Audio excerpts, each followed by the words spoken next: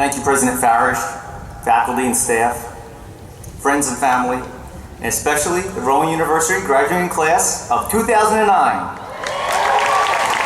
This is quite an honor. Well, you did it.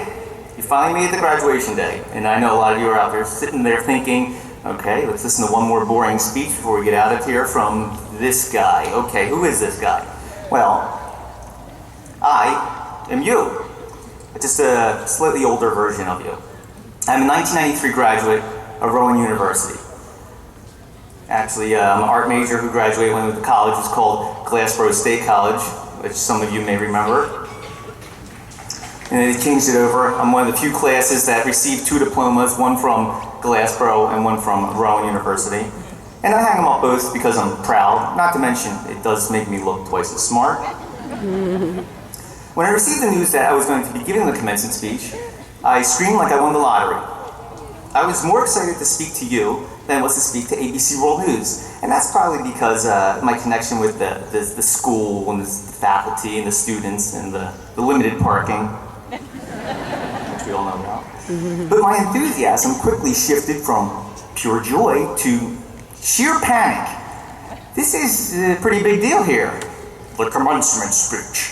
I mean, this speech needs to be inspirational. So what was I going to talk about? Well, I did what any of you would do. I went online and I Googled. And I found a lot of good speeches too. I like Bill Gates' speech, "Why reinvent the wheel?" So I'm just going to use his today. But I was informed that that is plagiarism. That's okay, I'm in advertising, I'm a creative guy. I can do this. I know I'm not your typical commencement speaker. I'm much younger. My pods are full of apps. And if you friend request me on Facebook, I will confirm. Thank you, Bill Moen, wherever you are. All right. Obviously, this is not going to be your traditional commencement speech. I will not be referencing history and how the way of the world lies on your shoulders. That's too much pressure. And I will not be quoting poets or politicians. I'm pretty sure you guys have your favorite quotes picked out by now. And I will not be reliving a lesson that I learned when I was 7 years old. We were all 7, we learned a lot of lessons back then. This speech is going to be about yourself. I entitled this speech, "Follow Yourself, the world's greatest commencement speech ever." I told you it was an advertising. I know, it sounds like a funny title, but think about it. You follow your favorite sports teams, you follow your favorite band, why don't you follow yourself? You've known yourself your whole life, you like yourself a lot. Who else knows you better than you? Well, it's not that simple. Let me explain. When I graduated with my double degree, I got a cool job, I was working on cool projects, I was making a cool $20,000 a year. Don't laugh, I was happy at the time. But then one of my friends graduated a few years later.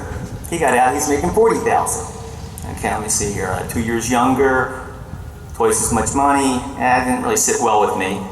So I became bitter at my job. I actually started looking for another job, and well, things kind of fell apart from there. I was more concerned where I ranked amongst my friends and family and coworkers than where I ranked with myself. I began to lose myself. I eventually did find myself. It was on September 11th of 2001. I found myself inspired. I was inspired by the heroic acts of ordinary, everyday people. I was inspired by the firefighters who drove up from Florida. I was inspired by the medics who flew in from California. I was inspired by the police officers and construction workers who arrived from neighboring cities. They were heroes, and I wanted to be one, but I'm just a graphic designer with a double degree. So that got me thinking. And the one thing that really stuck with me that day is the thousands upon thousands of photos that were posted all over the city of the missing loved ones. They were on the walls, the fences, and even on the cars. And I remember saying to myself, randomly posting photos around the city hoping somebody could find them doesn't seem like the best solution. And that's when the idea was born. How can people help people faster? Less than 5 years later, Hurricane Katrina created a similar catastrophic event in New Orleans. But this time, it wasn't just about finding missing loved ones. hurricane victims need everything from fresh food, water, clothing, shelter. And since FEMA was on summer break, I decided it was time that someone do something. So I took my skills as a graphic designer. I applied my knowledge. I applied my education. I created a name, designed a logo, and I built a website. And I called this project Wish Upon a Hero. And the concept's really simple. Anyone can post up a wish, and anyone else can grant that wish. It would allow people to become heroes, just like I wanted to become on September 11th. The world is now empowered to help itself. And this is no small task, mind you. So I enlisted the help of a few interns, and not just any interns, Rowan University interns. And you may even know them because they are graduates of 2008 and 2009. Emily Zabo, Stephanie Bacon, Ashley George, and Aaron Lawrence. They helped me launch the world's largest social helping website. And actually on Monday, Kyle Gallagher is going to be working with us too. You out there, Kyle? Yo! WishUponAHero.com was launched less than 2 years ago. Since we launched it, Heroes have granted more than 32,000 wishes. We created a nonprofit foundation. We've been featured in the news every week of this year. And it's the reason that I'm standing here today. So what is the reason for this success? This is the result of me combining my passion with my knowledge. This is me following myself. Now it's your turn. It's your turn to follow yourself. So you're sitting out there with a diploma in your hands, and you're wondering if you're ready for the world. Academically, yes, you are well prepared. But do not let your degree define who you are. And do not let your career dictate your destiny.